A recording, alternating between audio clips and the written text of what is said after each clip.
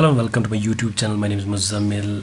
आज मैं आपके लिए लाया हूँ कलर्स ऑफ रेनबो का पार्ट टू देखने से पहले अगर आपने पार्ट वन नहीं देखा है तो उसको पहले ज़रूर देखिए, क्योंकि वो स्टोरी की स्टार्टिंग है। उसके बाद हम आगे जाएंगे स्टोरी में। और एक बात मैं आपको बताना चाहता हूँ वीडियो से पहले कि हमारा मेन मकसद क्या है ये स्टोरी पढ़ने का, और इस स्टोरी को जानने का मेन मोटिव क्या है। हमारा मोटिव एक ही है, वो ये है कि हम इंग्लिश सीखें।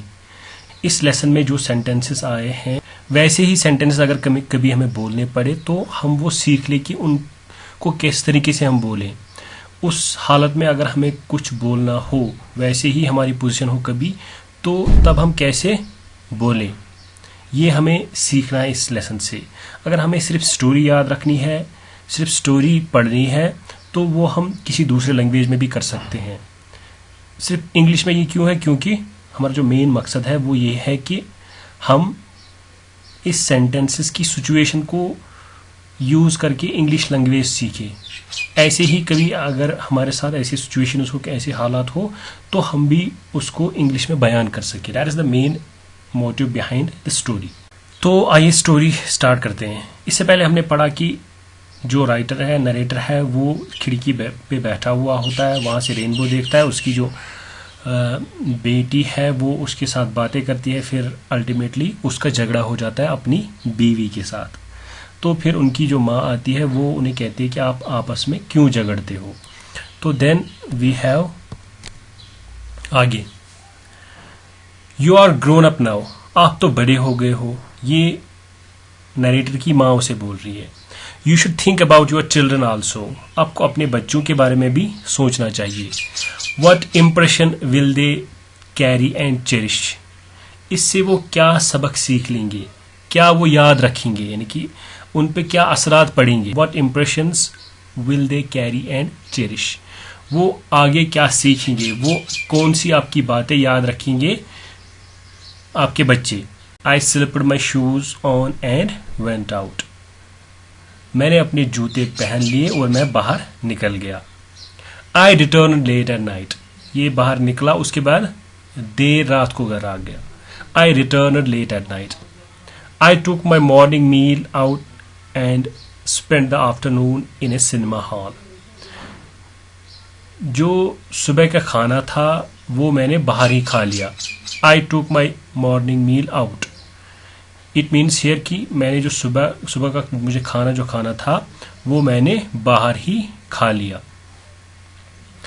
And spend the afternoon in a cinema hall, फिर दोपहर के बाद मैं सिनेमा हॉल में गया और वहां पे मैंने पूरा वक्त गुजार लिया। In the evening I went out with friends, शाम को मैं दोस्तों के साथ निकला।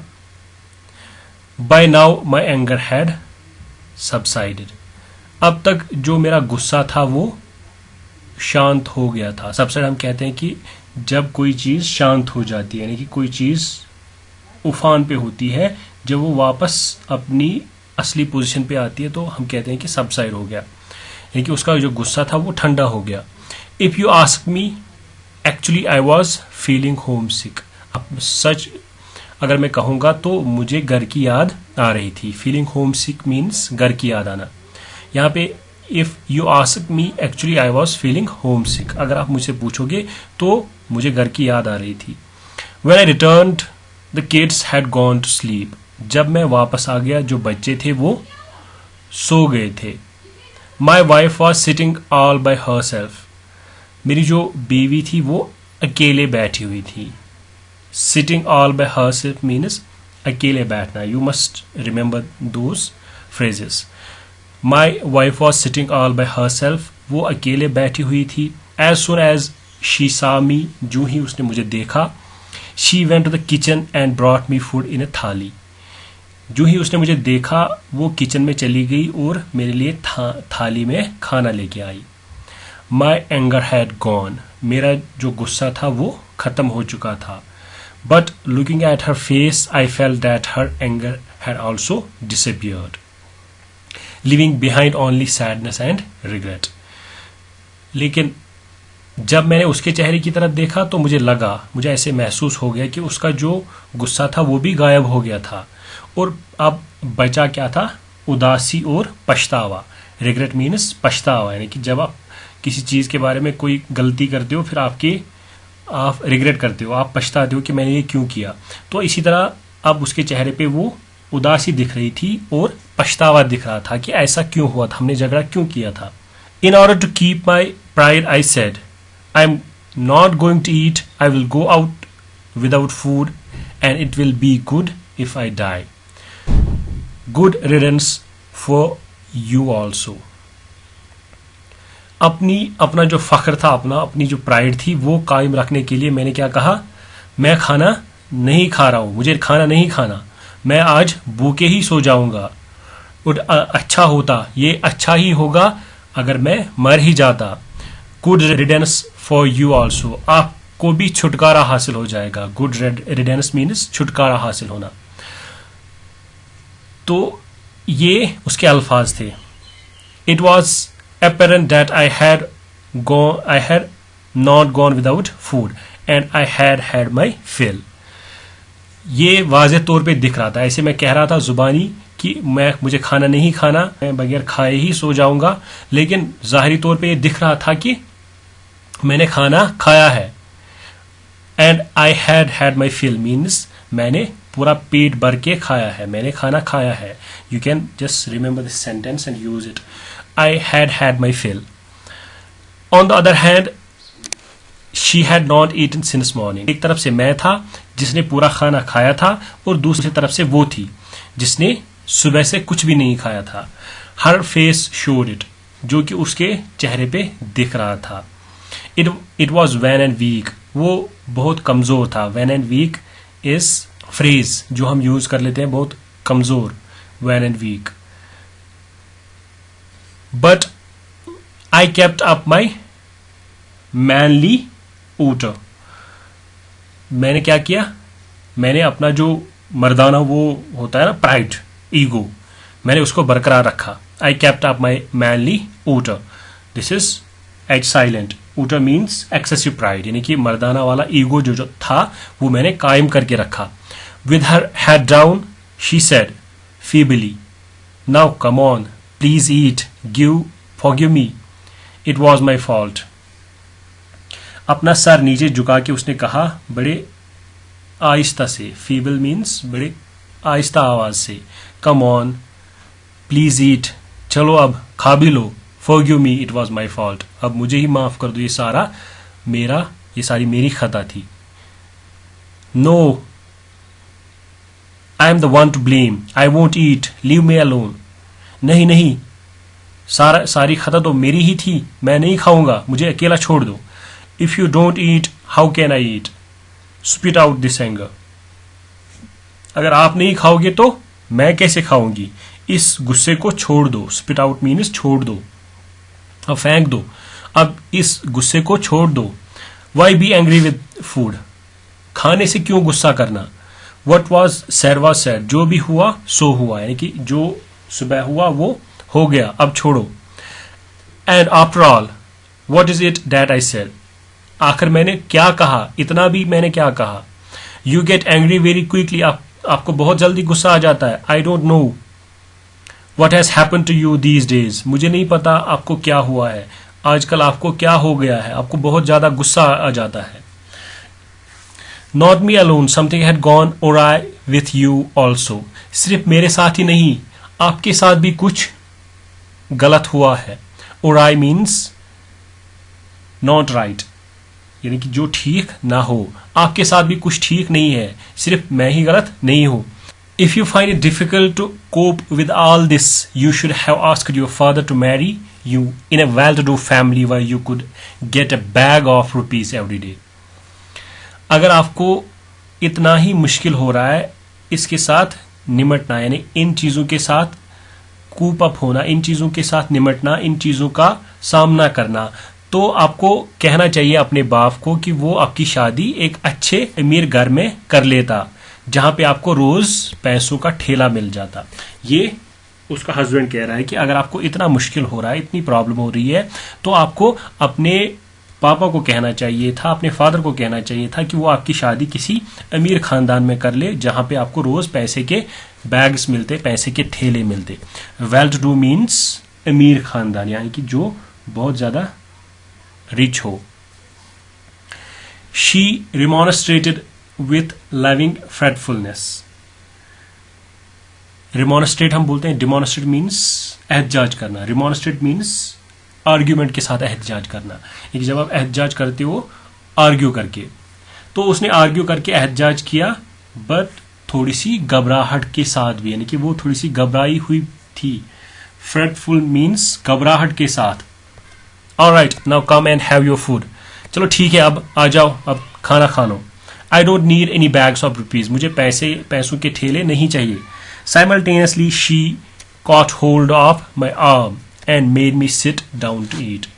इसी दौरान जब ये बात भी कर रही थी, उसी वक्त उसने मेरा हाथ पकड़ा और मुझे नीचे बिठाया, मेरा बाजू पकड़ के नीचे बिठाया और नीचे बिठा के मुझे खाने को कहा। I had already eaten and had no appetite. मैं पहले ही खा चुका हूं और मुझे भूख नहीं है। But I could not hold before this remonstration. लेकिन वो जो आर्ग्यू कर रही थी, उस आर्ग्यू के सामने मैं टिक नहीं पाया। आई कुड नॉट होल्ड मीन्स मैं टिक नहीं पाया, मैं मुकाबला नहीं कर पाया उसके इस आर्ग्यूमेंट के सामने। माई फोर्टिफिकेशन हैड ब्रीचड। फोर्टिफिकेशन मीन्स कलाबंदी, यानी कि जो आप अपने इर्द गिर्द जो डिफेंस क्रिएट कर लेते हो, उसको हम फोर्टिफिकेशन बोलते हैं। जैसे पुराने जमाने में क्या होता था कि वो जो बादशाह होता था या सल्तनत होती थी, वो उसके इर्द गिर्द दीवारबंदी करते थे, दैट इज फोर्ट बनाते थे, जिसमें वो महफूज रहते थे।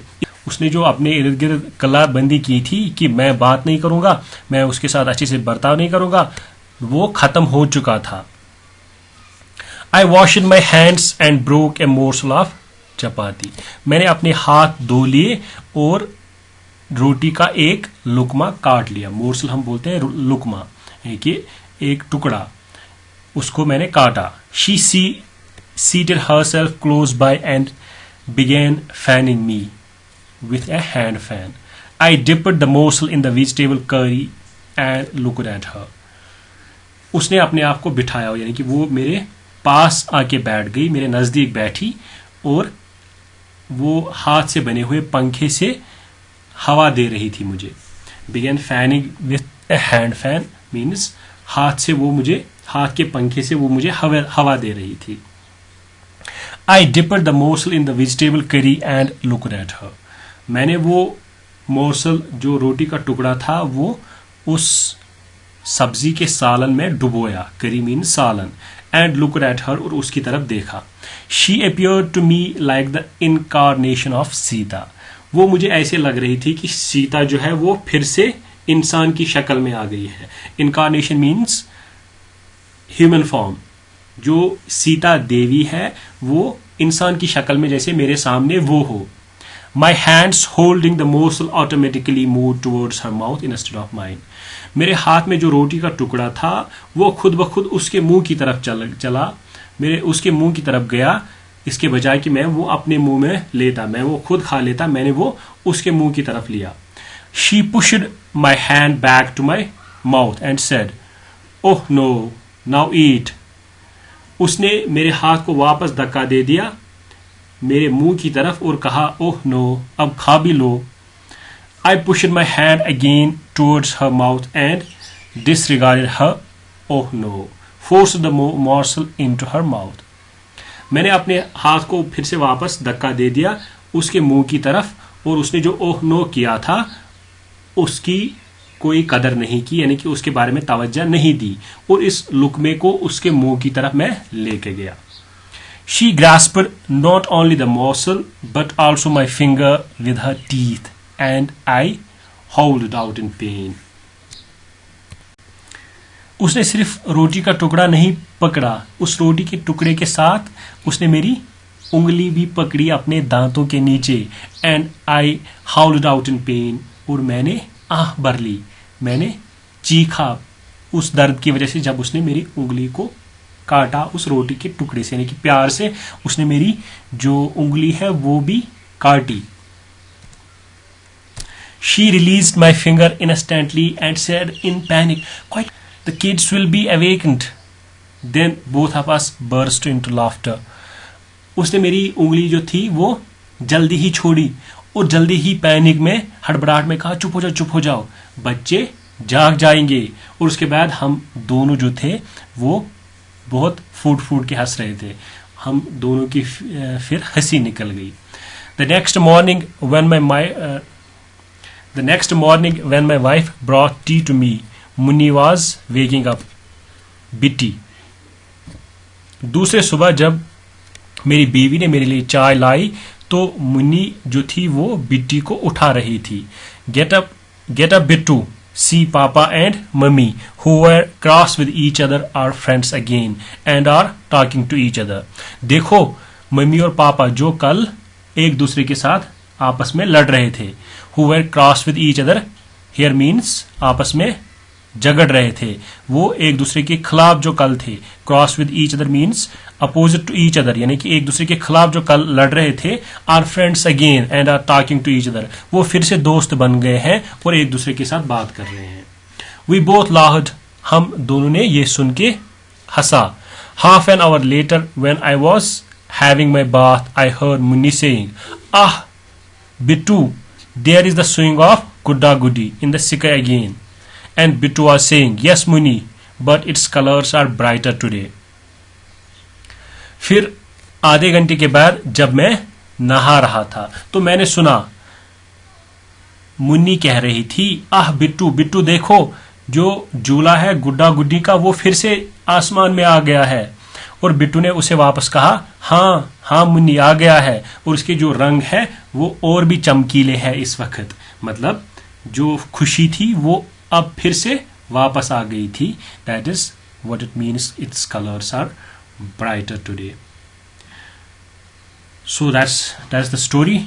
और इन इस के जो क्वेश्चंस है, जो सारी एक्सरसाइज है, वो नीचे डिस्क्रिप्शन में आपको लिंक मिलेगा जिसपे आप सब कुछ देख सकते हो। इसमें बाइनोमियल्स जैसे weak and wan, give and take, ये सब आपको नीचे डिस्क्रिप्शन में मिलेगा। और उसके साथ साथ क्वेश्चंस के आंसर्स भी और ग्रामर वर्क भी। इसमें जो ग्रामर वर्क है वो क्वेश्चन टैग्स है, वो भी आपको उसमें मिल जाएंगे।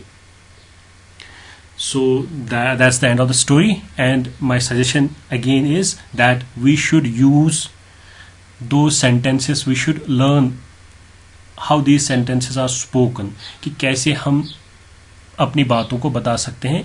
वही चीज़ें हमें इस स्टोरी से, इस इंग्लिश के अलग अलग स्टोरीज से सीखना चाहिए। That's the main motive behind दो स्टोरीज। और उसके साथ साथ अगर आप पहली बार इस चैनल पे वीडियो देख रहे हो तो चैनल को सब्सक्राइब कर लीजिए और बेल आइकन प्रेस कर लीजिए, को लाइक कीजिए और दोस्तों के साथ भी शेयर कीजिए। That's all, bye bye, till next video.